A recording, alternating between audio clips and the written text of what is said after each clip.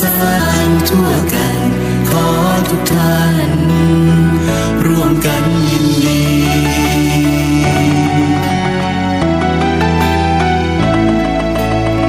ขอเชิญถวยเทพและพรหมทุกชั้นฟ้าสรรพจิตชีวิตนานาขอเชิญท่านมาร่วมกันยินดี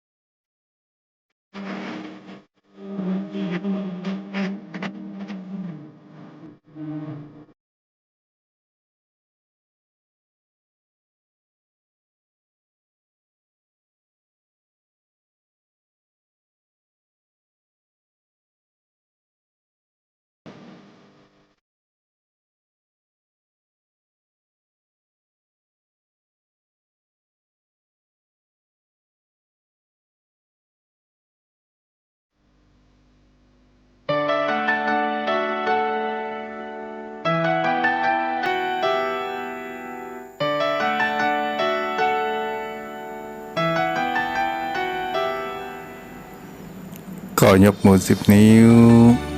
กราบนอบน้อมวันตาน้อมระลึกถึงอย่างคุณขององค์สมเด็จพระสัมมาสัมพุทธเจ้าผู้สูงร่ำคุณพระธรรมคำสอนของพระองค์ผู้สูงส่ง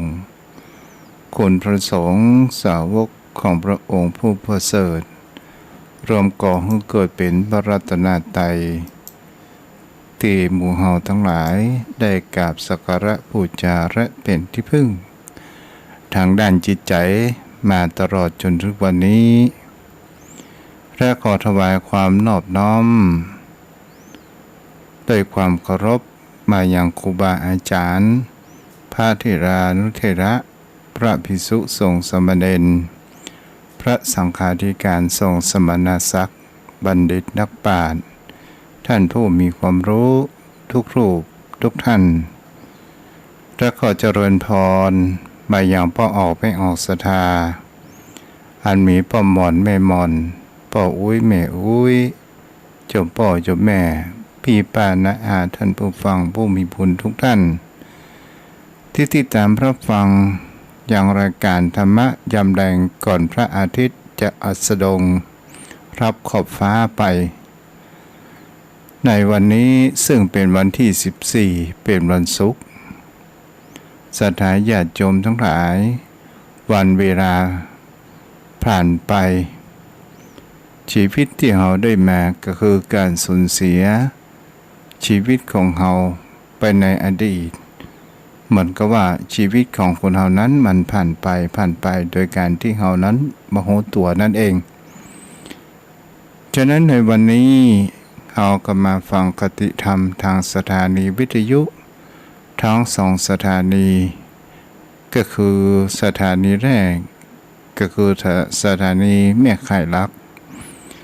สถานีเพื่อการศึกษาพระพุทธศาสนาและวัฒนธรรม 104.5 เมกะเฮิรตซ์ออกจากห้องส่งวัดไฝหินตำบลสุเทพอำเภอเมืองจังหวัดเชียงใหม่โดยความเมตตาของท่านอาจารย์พระครูสมุวิศวัตรวรกิจโจผู้อำนวยการสถานีวิทยุแห่งนี้ตลอดจนถึงในนามของเจ้าอาวาสและก็แฮมขึ้นหนึ่งนั้นเป็นขึ้นธรรมะสีข่าวชาวประชาโดยการเจ้าของเครือข่ายรักก็คือท่านอาจารย์พระครูอภิวัตรวัฒนวิกรมที่ได้เป็นเมื่อข่ายรักได้ก็ดิ้งปล่อยดิ้งสัญญาณไปทุกจังหวัดในภาคเหนือและขอบคุณในความเมตตาธรรมอย่างสถานีในเครือข่ายที่ได้มีการเผยแผ่ธรรมโดยความมุ่งหวังวันนี้ศรัทธาญาติโยมทั้งหลายช่วงนี้ก็อยู่ในช่วงเทศกาลทานกฐินอันจะมีไปจนถึงเดือนยี่เพ็งก็ศรัทธาญาติโยมบุญกฐินนั้นเป็นสิ่งที่คนเฮานั้นควรจะกระทำเมื่อเกิดขึ้นในชีวิตตนตัวของเฮานั่นเองเฮาจะไปรอว่าถ้ามามีเงินแสนจะไปทำบุญกฐินสิ่งที่ปัจจัยสำคัญคำว่ากฐินในที่นี้คือมีแห่งคำว่าพระไตรจีวรไตรเอกบาทอัฐบริขารต่างๆเท่าที่เฮานั้นหาได้และก็เป็นสิ่งที่เฮาจะเห็นได้ว่าเมื่อเฮาได้ทำบุญกฐินแล้วเป็นสิ่งที่คนเฮานั้นควรจะก่อให้เกิดแห่งความพร้อมก็คือการชักจูงบอกบุญเพื่อมีแห่งคำว่าเฮาจะได้พระอานิสงส์ทั้งโภคทรัพย์และบริวารทรัพย์ติดตามและเป็นทรัพย์อันประเสริฐที่จะติดจิตวิญญาณของเฮาไปทุกภพทุกชาติและก็จะนำความสิ่งที่เป็นความโชคดีในชีวิตของเฮาเข้ามาในชีวิตของเฮานั่นเองถ้าเฮาบ่มีเฮาก็ร่วมบุญกับเพิ่นตามกำลังของเฮาจะทำมากทำน้อยหรือว่าเฮาจะทำบุญด้วยพละกำลังของเฮาหรือเฮาจะเป็นสะพานบุญก็ถือว่าเฮานั้นก็ได้บุญก็คือความสบายใจนั่นเองวันนี้เฮาก็มาอยู่กันต่อศรัทธาญาติโยมกันเดเฮาวันนี้มาอยู่กันในเรื่องเมื่อตะวาวันนี้จะอู้ในเรื่องแห่งเขาว่าการฝึกการพัฒนาตนเองนั้นเพื่อให้มีความรู้สึกตัวอยู่ตลอดเวลาและอยู่ในทุกสถานการณ์ความคิดของผู้คนเหล่านั้นเป็นสิ่งที่เราจะเห็นได้ว่ามันก็มีติดตัวของเรามาตั้งแต่เกิดและก็เป็นสิ่งที่ผู้คนเหล่านั้นจะต้องมีความคิดอยู่สม่ำเสมอนั้นไปแต่ความคิดนั้นบางครั้งก็คิดผิดบางครั้งก็คิดถูก บางครั้งก็มีความคิดในสิ่งที่หลากหลายเรื่องราวต่างๆนานาแต่ความคิดบางครั้งบางคราวเป็นสิ่งที่เราจะเห็นได้ว่ามันเป็นแห่งความเคลื่อนไหวและมันบ่สามารถที่จะอยู่กับที่ได้นานๆมันก็หมายถึงเขาว่ามันบ่สามารถที่จะอยู่กับตนตัวของผู้คนเฮาที่เฮาฮ้องว่าจิตหรือความคิดเป็นสิ่งที่เราจะเห็นได้ว่ามันเคลื่อนไหวนั้นอยู่ตลอดนั้นเกิดขึ้น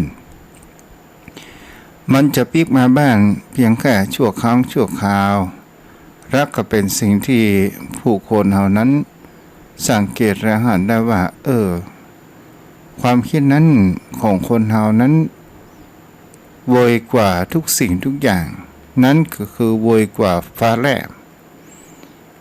และก็เป็นสิ่งที่เราจะเห็นได้ว่าบางครั้งคนเฮาก็มีความคิดในแง่บวกคิดในสิ่งที่ดีๆบางครั้งบางคราวคนเฮาก็มีความคิดทางด้านลบก็คือมีความคิดอิจฉาโมโหเพิ่นเฮาว่าความคิดโทสะ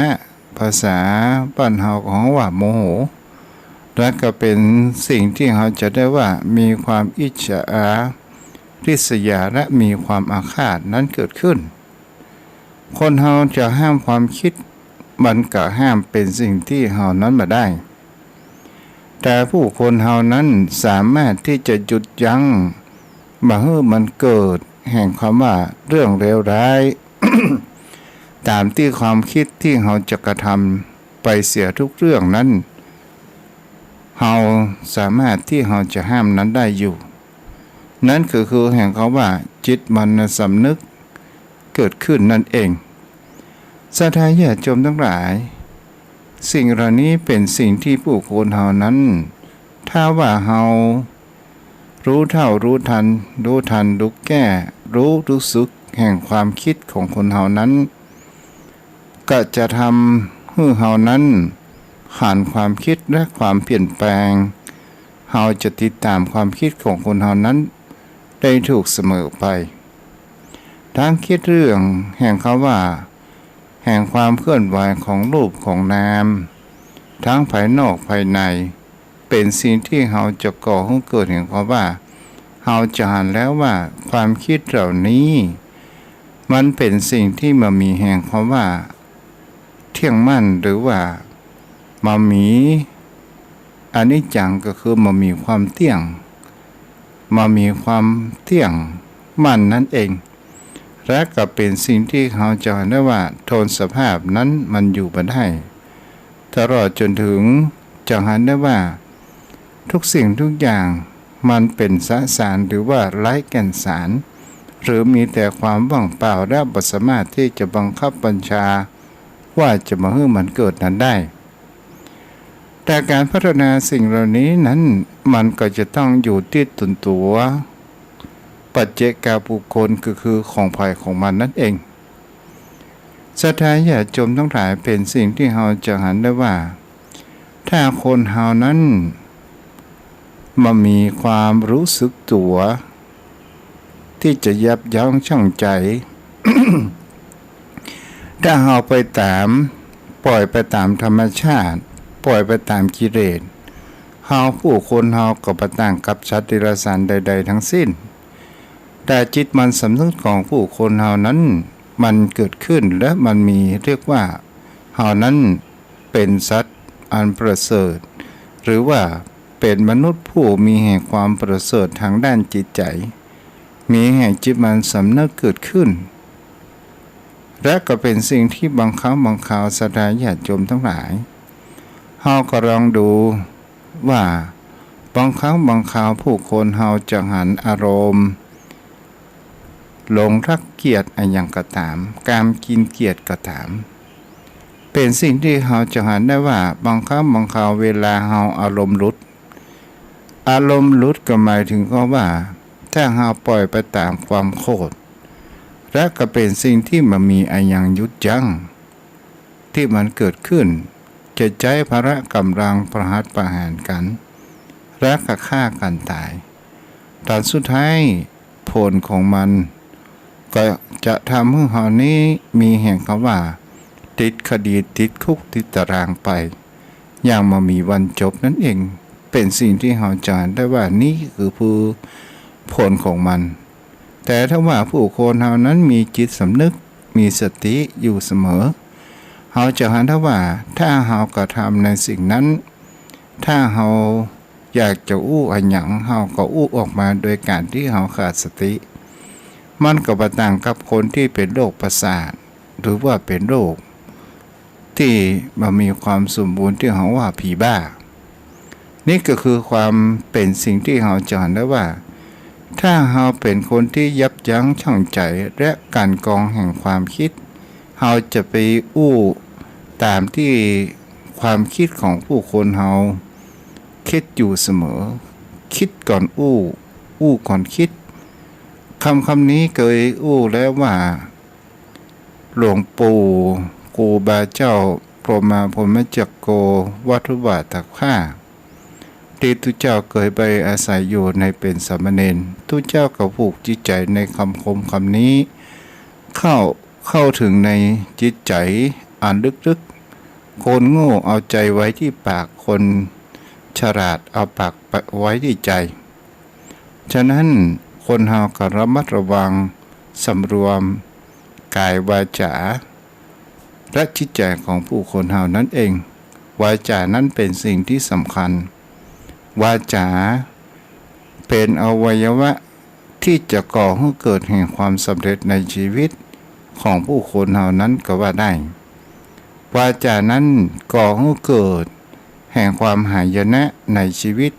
มันก็ได้เช่นเดียวกันฉะนั้นก็เป็นสิ่งที่ผู้คนเฮานั้นถ้าเฮาพัฒนาจิตใจของผู้คนเฮาโดยการที่เฮาฝึกให้มันมีสติและเฮาจะหันแห่งความเคลื่อนไหวก็คือความเคลื่อนไหวแห่งความคิดนั่นเองการอบรมจิตใจของผู้คนเฮานั้นจะทำอย่างไรจะเป็นการคำว่าภาวนาหรือเป็นบัจจัยความคิดนึกคิดไปเพียงแค่อย่างเดียวคำว่าภาวนาเพื่อสอนจิตสอนใจเฮาเป็นอย่างหนึ่งวาจานั้นเป็นสิ่งที่เฮาจะเห็นว่ามันทำง่ายและก็เป็นสิ่งที่เป็นการสอนสมองหรือว่าสอนจิตสอนใจของผู้คนเฮาการกระทำสิ่งใดก็ตามบางคนก็มีความเข้าใจว่าการที่เราจะภาวนาหรือว่าการที่เราจะทำสมาธิก็คือเป็นสิ่งที่ผู้คนเฮาก็ลองไต่ตองว่าถ้าเราทำการงานสิ่งใดสิ่งหนึ่งด้วยจิตอันตั้งใจมั่นนั้นก็เรียกว่าจิตมีสมาธิมันมีให้คำว่าบอกแวกหรือว่าเราออกพละกำลังนั้นก็เป็นสิ่งที่จะทำให้จิตของเราสมาธิเกิดขึ้นตลอดจนถึงการภาวนานี้เป็นสิ่งที่เราจะหันได้ว่าเมื่อเรารับตาลงแล้วเราก็จะหันความคิดเกิดขึ้นในจิตในใจของเราที่มันสั่งสมออกมาบางครั้งบางคราวเป็นคำอู้ที่อยู่ในสมองอยู่ในใกล้หูเหมือนกับคนมาอู้ข้างๆของเราแท้จริงตัวนั้นเป็นตัวจิตหรือว่าเป็นตัวคิดนั่นเองมันก็ไหลออกมาที่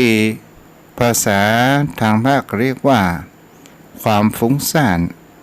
ก็คือความเป็นนิวรณ์ศรัทธาญาติโยมทั้งหลายมันเข้ามาพลุกพล่านบางครั้งบางคราวเฮานั่งสัก 2-3 นาทีเฮาก็จะหันว่ามันมีความฟุ้งซ่านอยู่มากมายและเฮาก็บอกว่าบ่สามารถที่จะนั่งสมาธินั้นได้แต่ถ้าว่าเฮาฝึก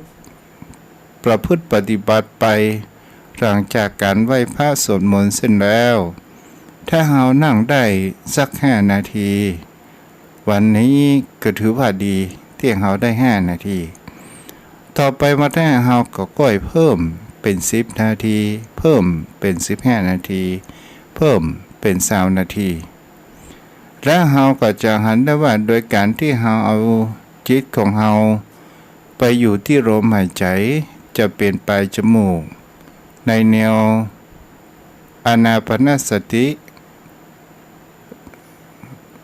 ก็คือหายใจเข้าว่าพุทธหายใจออกเข้าว่าโธ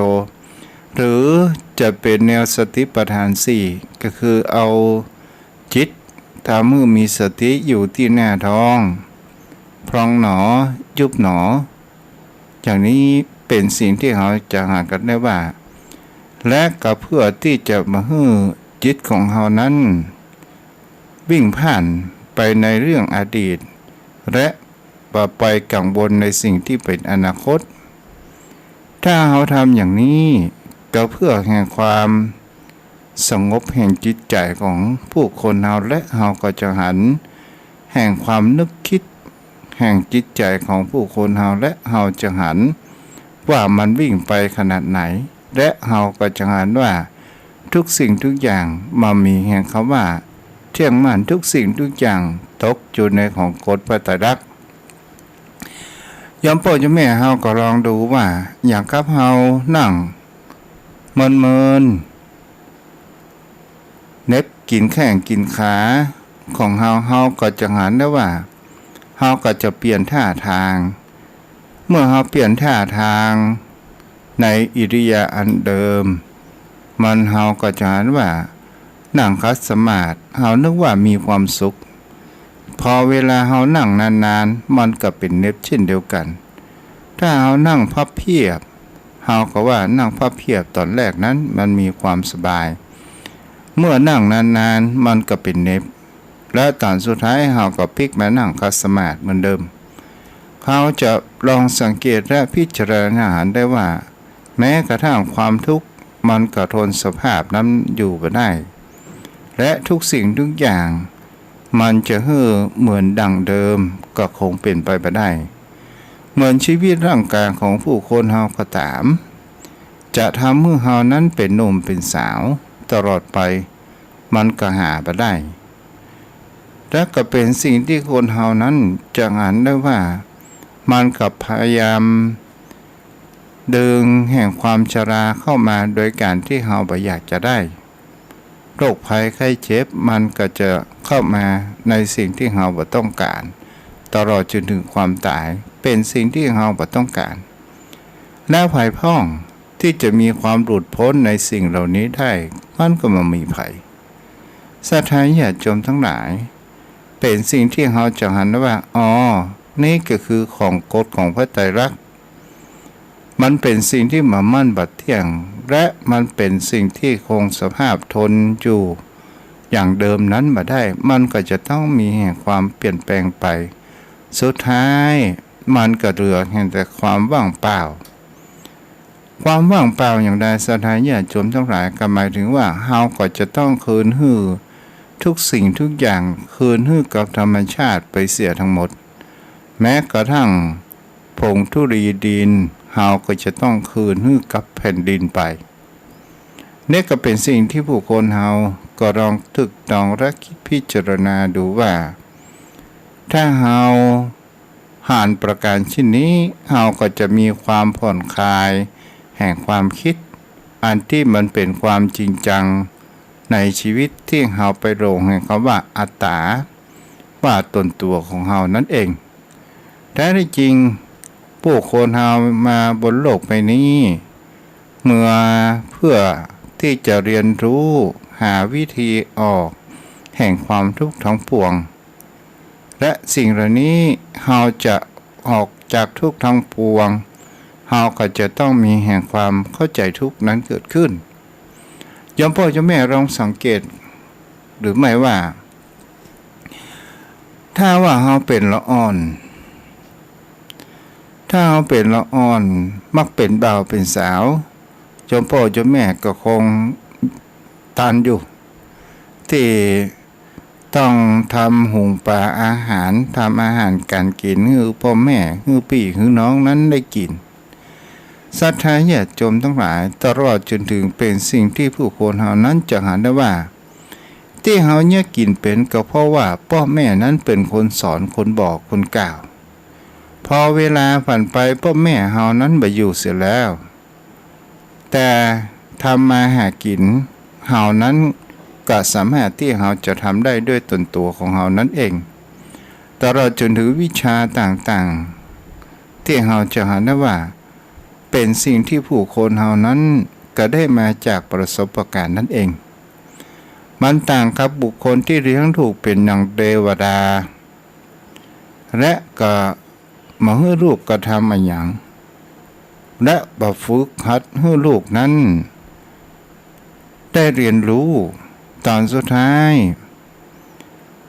พ่อแม่นั้นบ่อยู่ลูกก็บ่สามารถที่จะพึ่งลำแข้งลำขาของตัวเองนั้นได้นี่ก็คือเป็นสิ่งที่ผู้คนเหล่านั้นก็ลองตึกตองสังเกตว่าสิ่งที่คนเฮามาเรียนรู้อะไรอย่าง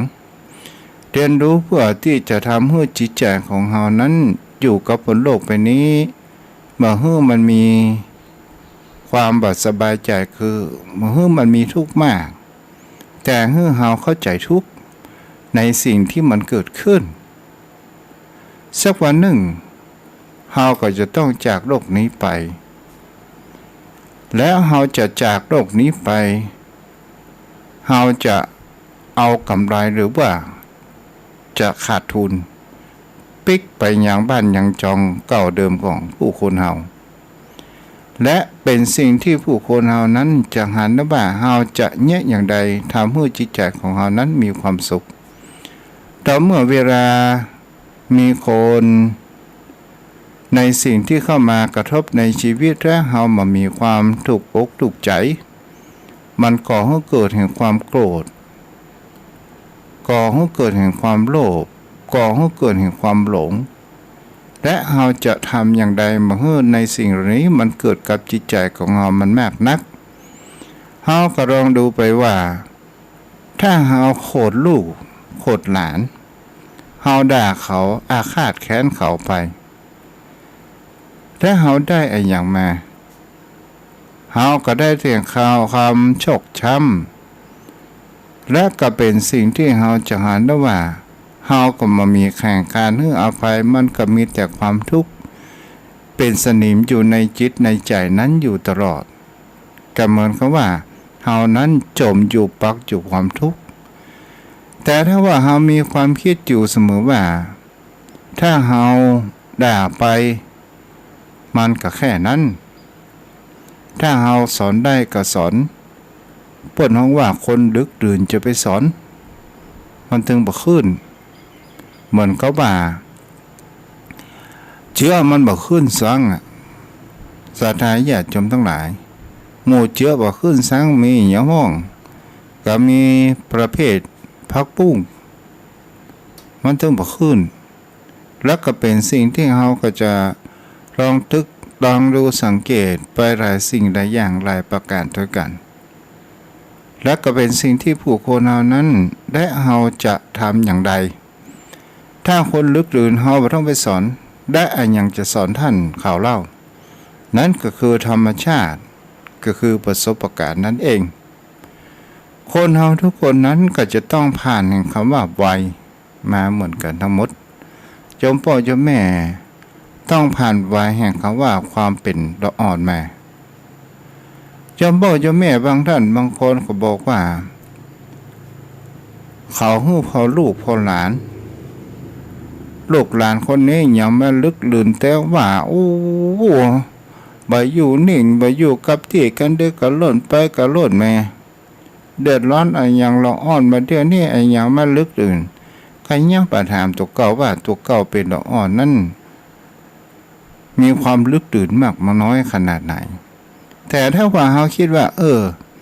มันเป็นธรรมชาติของละอ่อนเมื่อละอ่อนเขาเป็นประการเช่นนี้ต่อมาศรัทธาญาติโยมทั้งหลายถ้าละอ่อนเขาจุดในวัยแห่งเขาว่าวัยฮอร์โมนก็คืออยู่หัวเลี้ยวหัวต่อถ้าเฮา ฮักแห้มเขาฮักเขาในช่วงนี้เฮาจะหาได้ว่ายิ่งแห้มก็เหมือนยิ่งจุ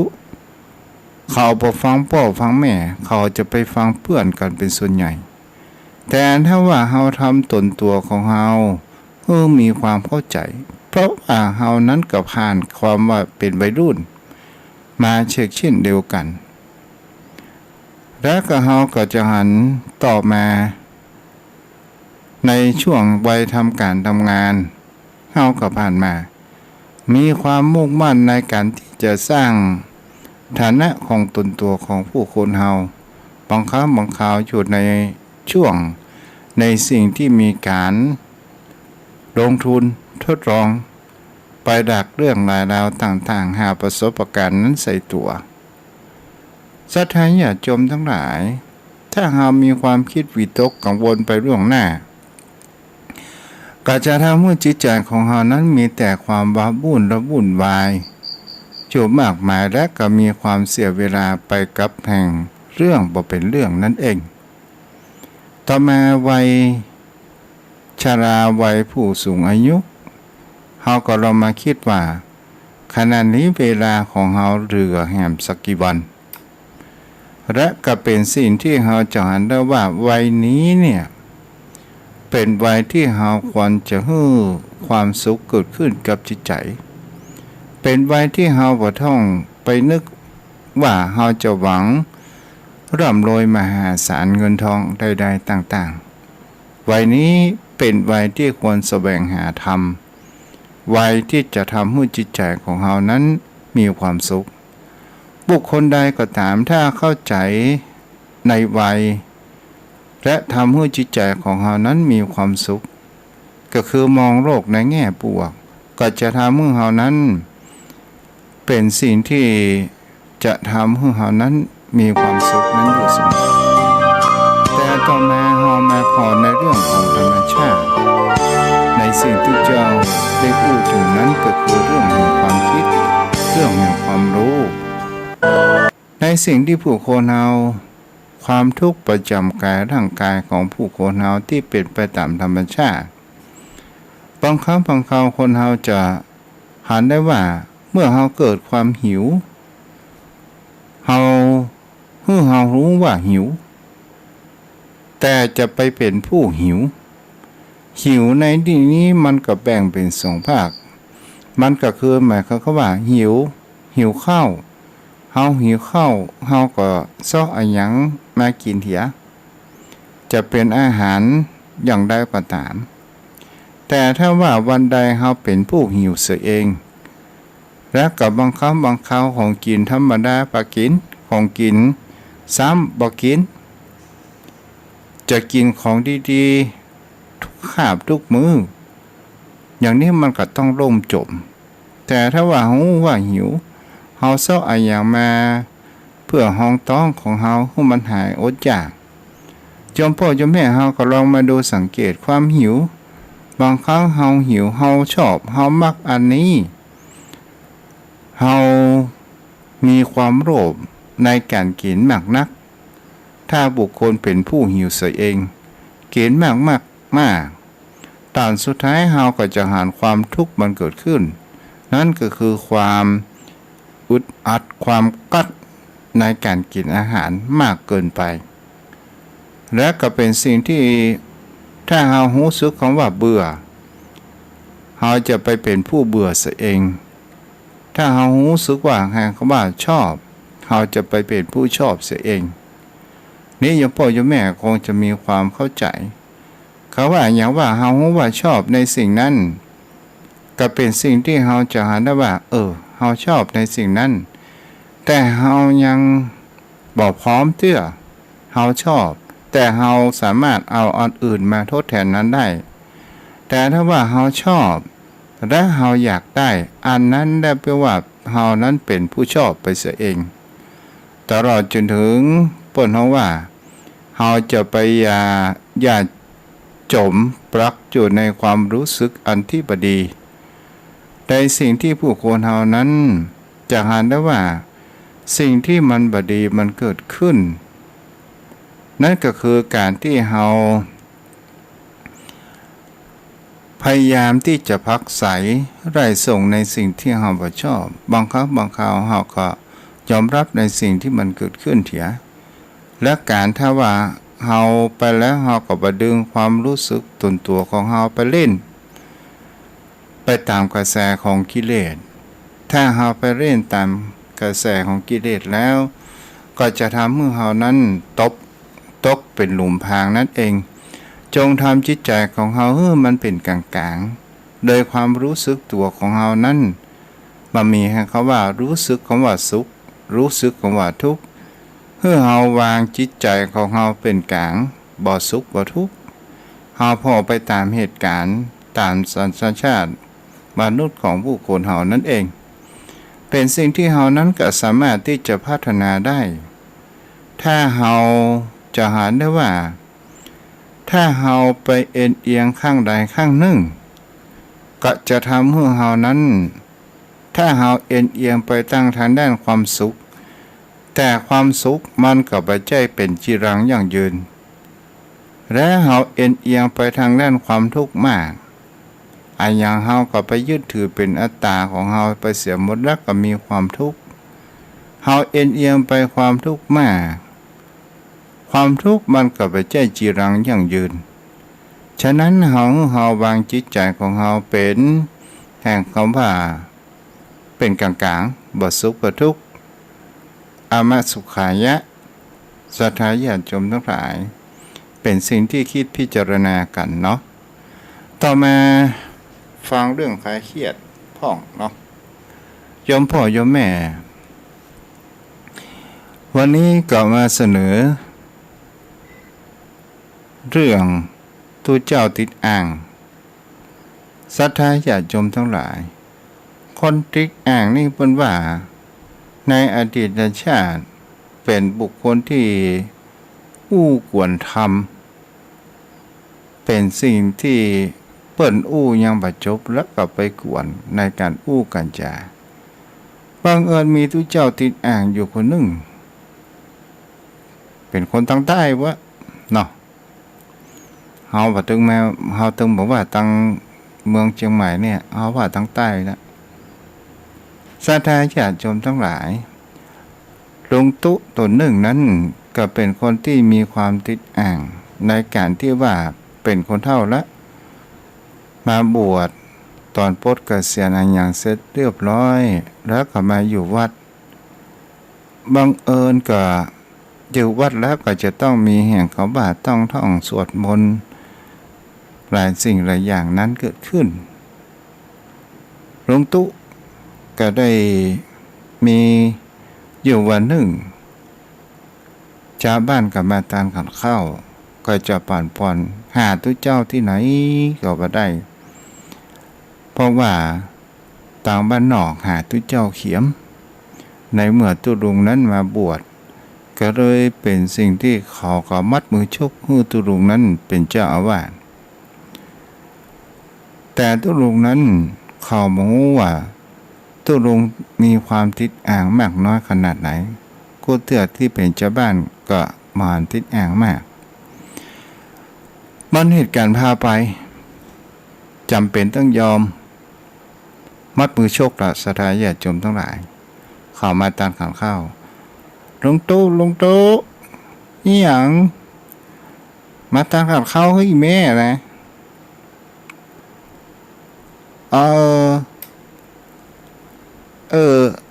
ได้มาแล้วมากาก็เลย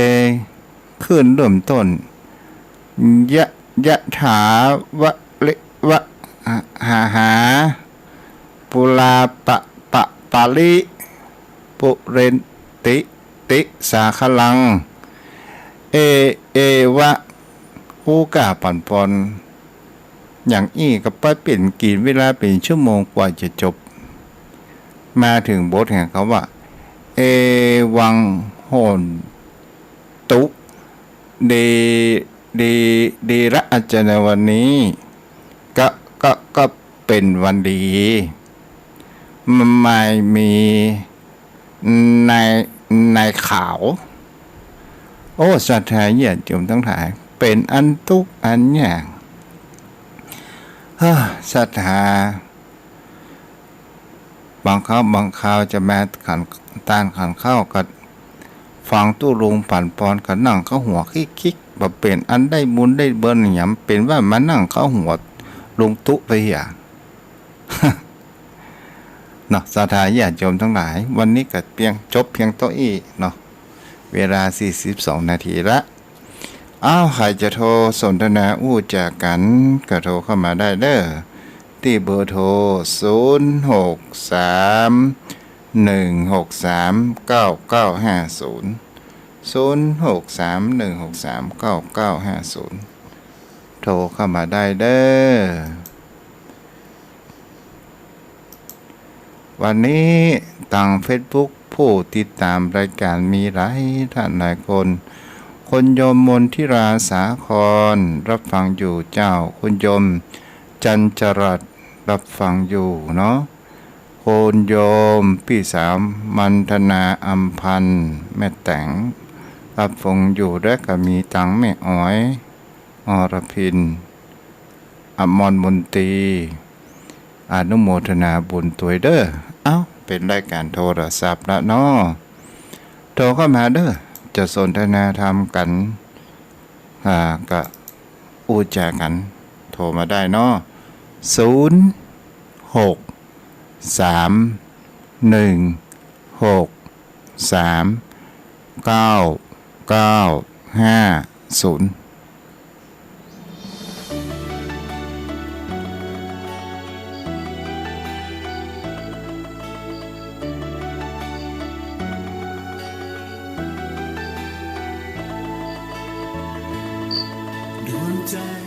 เจริญพ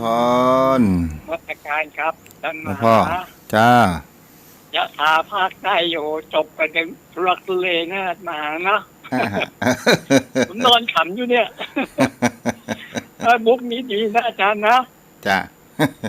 เสียฐานหนังใจยานฟังไม่ขำนะเนี่ยอาตมายัง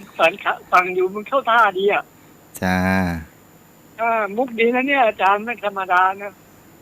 สูงพุดเลยไม่ใช่ต่ำราชการครับจ้าดีแล้วขอผู้ฟังมีความสุขนะไว้สาหลวงพ่อเด้อหลวงพ่อกิจคุณโยมอ่อนอนงยอดประทุมฟังอยู่นะเจ้าเนาะโทรเข้ามาได้เด้อ0631639950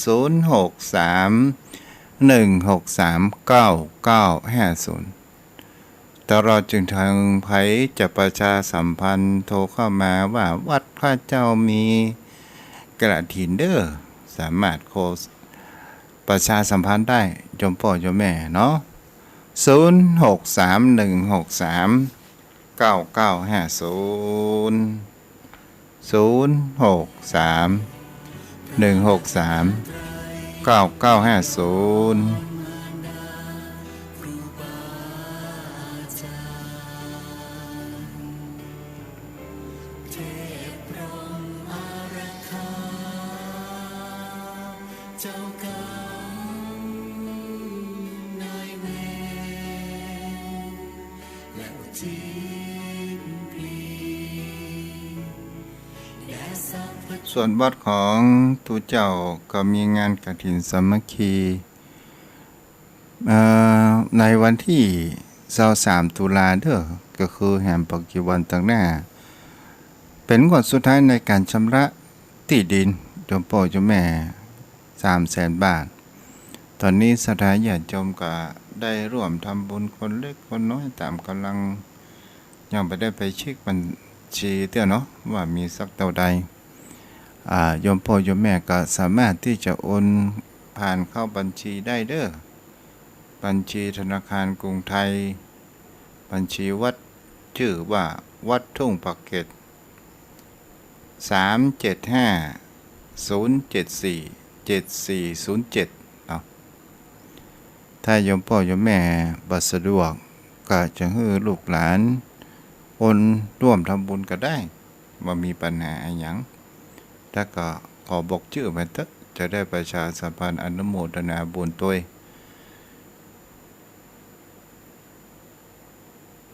มามีไผโทรมาแล้วกันเนี่ยป้านั้นโทรเข้ามาน่ะมามีไผโทรมาเจ้า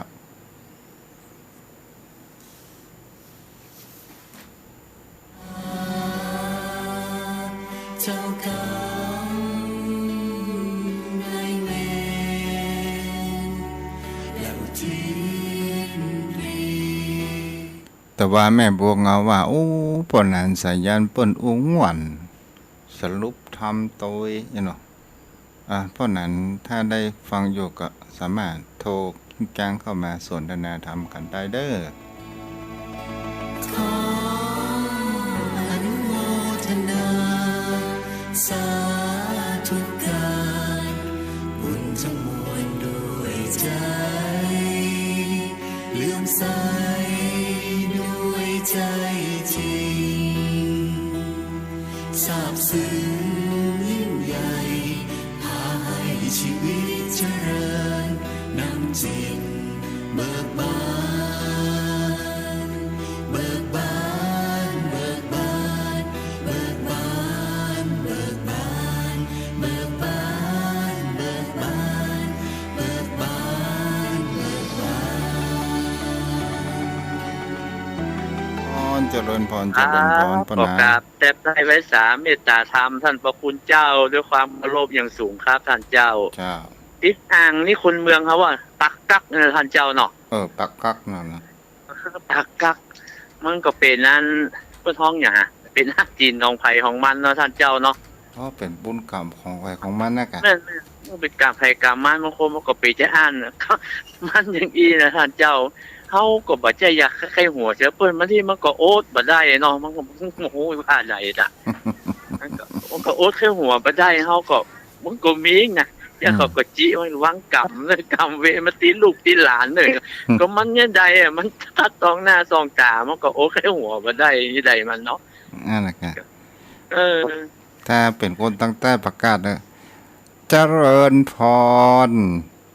ศรัทธาญาติโยมทั้งหลาย วันนี้เฮามา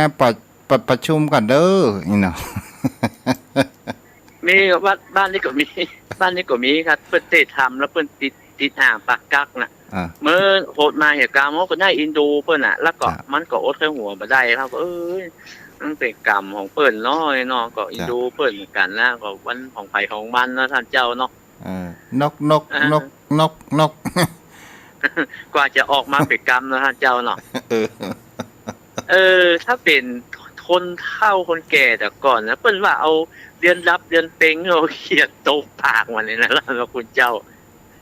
คือมันอู้ปกพดนี่ล่ะยังจะไปขำไปกักเนี่ยเอาเขียดตบปากมันอย่าหายหรอกโอ้มันเป็นความเชื่อนะท่านเจ้าเนาะเจ้าวันนี้พวกนั้นมีอย่างเสริมพ้องเรื่องธรรมะความคิดอย่างมื้อนี้เนาะโอ้ท่านเจ้าก็ได้อธิบายชัดเจนได้น้ำได้ทำได้หลายอย่างหลายอันถ้าว่าเฮานำมาใช้นำมาประพฤติบัติก็จะได้ประโยชน์สุดที่ผลกับเฮาแต่ท่านพระคุณเจ้าอย่างท่านเจ้าว่าครูบาเจ้าพรหมมาเพราะว่าคนโง่เอาใจไว้ที่ปากคนฉลาดเอาปากไว้ที่ใจมันก็แต้นะท่านเจ้าเนอะถ้าว่ากรรมอู้ของคนเฮาเนี่ยมันฆ่าตัวเก่าได้ท่านเจ้าว่าเฮาบ่อู้นี่กรรมอู้เฮาเนี่ยมันเป็นนายกรรมอู้เวลาเฮาอู้ไปแล้วมันเป็นนายเฮาบางทีมันพดออกปากเวลามันแก้บ่ได้เนาะมันซื้อคืนบ่ได้ท่านเจ้ามันกดเสียคนกับปากก็หลายคนท่านพระคุณเจ้านั่นนะมันว่าแบบกรรมอู้กรรมจ่าเนี่ยมันจะได้ดีก็เพราะกรรมอู้จะได้ให้ก็เพราะกรรมอู้เนี่ยท่านเจ้ามันจึงมีทั้งคุณทั้งโทษนะท่านเจ้าเนาะจะแม่นนะพ่อนะขอมันมีสติสัพพัญญะนะกว่าจะอู้อย่างไปก็สุดยอดธรรมพุทธเจ้าเนี่ยนะสติความระลึกได้สัมปชัญญะความรู้ตัวเป็นธรรมอย่างท่านเจ้าทำโลกบาลกะฮะคำคุ้มของโลกกะประมาณถ้าทำก็คือทำมะคุ้มของโลกเนี่ยกะมันแต่เนี่ยเปิ้นยกคือเป็นธรรมคุ้มครองโลกมันมีอันนี้สูงแล้วท่านเจ้าเราคุ้มครองตัวเฮาได้นะท่านเจ้าเนาะเป็นข้อแรกเลยนะสติสัพพัญญะน่ะกะแต่ก่อนผมท่องได้เป็นเล่มเลยท่านเจ้าเมื่อสมัยผมเรียนนักธรรมแต่ก่อนเพิ่นอาศัยความจำเป็นหลัก นะว่าโกว่าที่ผมก็ท่องได้เป็นเล่มนะมันกลับไม่แซ่นะผมว่าท่องก็ได้ก็ตู้เต้าโหยมันแซ่ฟาดโหยอ่ะมันเหมือนสมัยไปเดียวนี้เปิ้นเฮียนเอาหูนะคือผ่านหูผ่านตาไปแต่แบบต้องจำอ่ะเพราะมันหูว่ะได้เฮียนมาได้อ่านผ่านหูผ่านตาเลยแต่ละก่อนมันต้องจำมาท่องเพื่อฟังก่อนล่ะมันก็จะตามยุคตามสมัยนะท่านเจ้าเนาะเจ้าครับผมครับแต่ใจไว้สาครับไว้สาท่านเจ้าครับจะบุญรักษาเด้ออนุโมทนาที่สนทนาทำอู้จากกันก่อให้เกิดปัญญาทางด้านความคิดพัฒนาความคิดของผู้คนเฮาจมป่อจมแม่ถ้าว่าเฮานั้นถ้าเฮาอู้ถึงว่าพุทธศาสนาในเมืองไทยของเฮานั้นหรือว่าเฮาจะเห็นได้ว่าเฮาไปยึดถือแห่งเขาว่าประเพณีนั้นกันเป็นส่วนใหญ่อย่างเขาว่าในการปักธูปบางคนก็ว่า3ดอกบางคนก็ว่า5ดอกบางคนก็ว่า8ดอก9ดอกมันมีหันเตื้ออันนี้ก็ติดตามครูบาอาจารย์ไปรับกิจนิมนต์มันมีโยมหนึ่งปักธูป5ดอกบอกว่าไหว้พระเจ้า5พระองค์ถามว่าหลวงพ่อทำได้ก่อนเนี่ยเอาตามสบายใจว่าเถอะ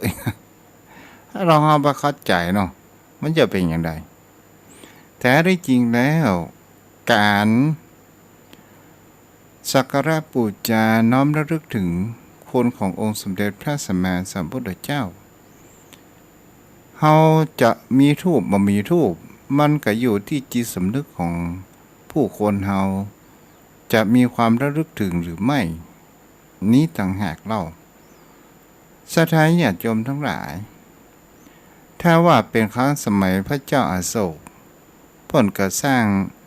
รูปสัญลักษณ์แห่งคำว่ากงล้อเป็นสิงห์เพื่อน้อมระลึกถึงองค์สมเด็จพระสัมมาสัมพุทธเจ้าและก็เป็นสิ่งที่ผู้คนทั้งหลายถ้าเฮามาในยุคหลังเปิ้นบ่สร้างองค์พุทธปฏิมาเฮาก็จะต้องไปสักการะบูชาเสมาธรรมจักรก็คงจะเป็นไปประการเช่นนี้แต่แท้จริงแล้วพระองค์บอกว่าเฮาจะอยู่โหนไหนก็ตามขอให้เฮามีจิตใจเด้อเราไม่มีเพิ่นฮ้องว่าอย่างเราไม่มีวิชาการไม่มีประสบการณ์มันใจอันนี้อู้ผิดกึดคำกู้บอกเลยศรัทธาญาติโยมทั้งหลายฉะนั้นเราจะทำทุกสิ่งทุกอย่างมันสำเร็จอยู่ที่จิตใจของตนตัวของคนเรานั่นเองเป็นสิ่งที่สำคัญมากที่สุดจะเป็นบุญกุศลหรือบ่เป็นบุญกุศลคนเราอยู่ที่จิตใจของเรานั่นเองถ้าเราทำบุญกุศลเราก็มีความสบายใจมีความปิติยินดีถูกต้องเนาะพระองค์บอกว่าเราไม่มีหลักการศรัทธาญาติโยมทั้งหลายรับธรรมคำสอนของพระองค์เป็นคำว่าไม่มีหลักการก็คือเป็นธรรมชาติผู้ใดแสวงหาศึกษาตามเหตุตามผลแล้วเราก็จะเห็นความจริงมันปรากฏเกิดขึ้นในการเรียนรู้พัฒนาชีวิตพัฒนาจิตใจของเราเนาะเอาละยมพ่อยมแม่มันมีภัยโทรมาวันนี้ก็คงจะไว้เพียงแต่อีเนาะโอเตอท่านอาจารย์พระครูจะมีข่าวประชาสัมพันธ์อะไรอย่างจะบอกจะกล่าวข่าวสารก็วันอาทิตย์หน้าเราก็มาปะกันใหม่เด้อยมพ่อยมแม่วันนี้ขอบุญกินบุญตานรักษาเทวดาคุ้มของปกรักษาให้มีแต่ความสุขความเจริญเหมือนกันทุกผู้ทุกคนอายุวโนสุขังพระลัง